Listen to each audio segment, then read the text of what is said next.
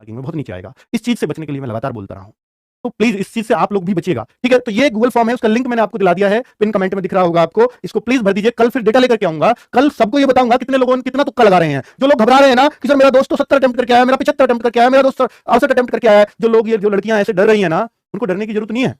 हो सकता है आप 63 वाली उससे बहुत बेहतर रह जाओ जो 75 अटेम्प्ट करके आ रही है, क्योंकि उस 75 वाली के बहुत नीचे जाएंगे अगर बहुत सारी गलतियां हो गई होंगी तो।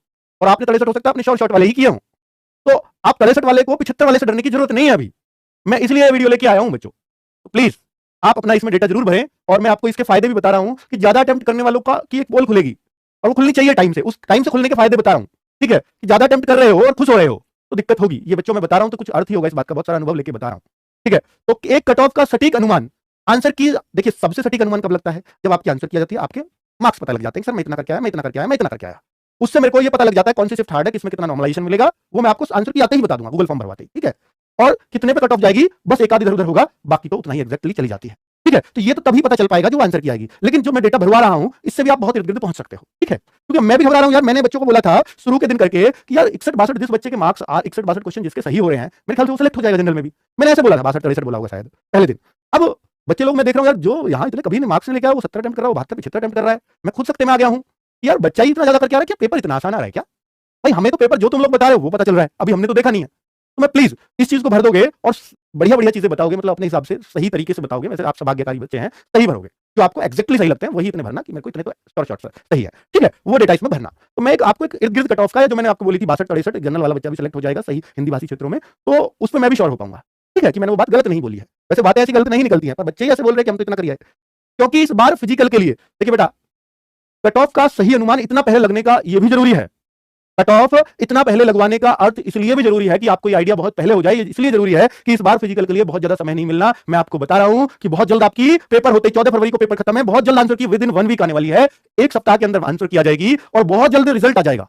यानी जब पेपर खत्म होगा विद इन 1 मंथ आपका रिजल्ट आने वाला है, ऐसी उम्मीद जताई जा रही है। और फिजिकल के लिए बहुत, मैं कहूंगा कि जो शताब्दी एक्सप्रेस की गति होती है उससे भी तेज चलने वाले हैं फिजिकल के लिए। इस बार बहुत ज्यादा समय बिल्कुल भी देने का मूड नहीं है, क्योंकि मिशन मोड में भर्ती को पूरा करना, यही एक उद्देश्य बस। चाहे बच्चों का भला हो चाहे बुरा हो, कोई फेल हो कोई पास हो, 45,000 तो उन्हें मिल जाएंगे। मानते हो इस बात को?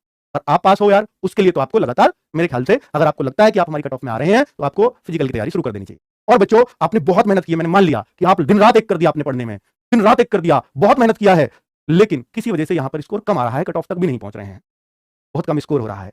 तो उस मेहनत का आप ये सोच लेते हैं सर मेरी तो मेहनत पानी फिर गया, मेरी तो मेहनत बेकार हो गई, और फिर अगली भर्ती आती है तब तक बिल्कुल सुस्त पड़ जाते हैं। तब भर्ती आएगी तब पढ़ लूंगा, और फिर से यही हाल होगा कि मैं या तो किनारे से पास हो जाऊंगा या किनारे पर ही रह के लटक के फिर से फेल हो जाऊंगा। यही होता रहा है बच्चों के साथ। लेकिन आप यकीन मानना, जो बच्चे लगातार पढ़ते रहते हैं उनका सिलेक्शन कभी किसी एक बच्चे का भी नहीं रुकता। तो लगातार पढ़ने के लिए आप जैसे बच्चों को बहाने चाहिए। बहाने मींस कोई भर्ती चाहिए जिस पे हम जी जान लुटा सकें, जैसे हमने एसएससी जीडी पे लुटाई है। तो मैं आपको टारगेट दे रहा हूं कि देखिए एसएससी एमटीएस एक ऐसा टारगेट आप कर सकते हो, क्योंकि वो आपके सामने है भी। अभी कोई नियर फ्यूचर में मैं आपको और भर्ती का नाम नहीं ले सकता जो इसी लेवल की भर्ती है। हो सकता है आपको वहां हिंदी की जगह इंग्लिश यहां पढ़नी पड़े, ठीक है, चीजें डिफरेंट हो सकती है, मैंने मान लिया। पर बच्चों आपके सामने वो इसलिए बढ़िया भर्ती मानी जाएगी क्योंकि वो 2 बार आ रही है बच्चों, इसी साल हर 6 महीने के अंतराल पर 2 बार वो भर्ती आ रही है। तो इंग्लिश सीख लिया ना, तो कई सारी भर्तियों में आपके और चांसेस निकल जाएंगे। जैसे आगे आप सीएचएसएल दे सकते हो। मैं कहता हूं एमटीएस के बाद अगर सबसे आसान एमटीएस होता है एसएससी में निकालना, जीडी के बाद, है ना, जीडी में तो फिजिकल है, तो एमटीएस होता है। और दूसरे नंबर पे जो आसानी से निकलने वाला एग्जाम है वो सीपीओ होता है। अगर आपने इंग्लिश सीख लिया तो सीपीओ आपका नेक्स्ट टारगेट हो जाना चाहिए। यानी जिस भर्ती की आप कांस्टेबल की बात करते हैं उसमें आप दरोगा बनकर के जाएं, तो इससे बड़ी क्या बात हो सकती है, ठीक है। और वो सिर्फ कौन रोकता है आपको दरोगा बनने से? इंग्लिश। एमटीएस की इंग्लिश पढ़िए, मैं गारंटी से कहता हूं आप सीपीओ निकाल देंगे, ठीक है, क्योंकि आपका डर ही सिर्फ इंग्लिश है, बाकी आप चीजों से लड़ने वाले बच्चे। तो प्लीज इंग्लिश को इतना हुआ ना बनाएं। मैं गारंटी से ये भी कह सकता हूं कि अगर आपने मैथ्स को जितना भी समय दिया है, अगर उससे आधा समय भी इंग्लिश को डेडिकेटेड होकर के दे दो, तो इंग्लिश आपको ज्यादा मार्क्स दिलाएगी हमेशा मैथ्स से, ठीक है। पर उसको उससे लगातार हम डरते हैं कि ये तो मैंने पढ़ी ही नहीं है, ये तो मेरी समझ नहीं आ रही। ग्रामर से शुरू करो, आपको समझ भी आएगी, आपको मजा भी आएगा।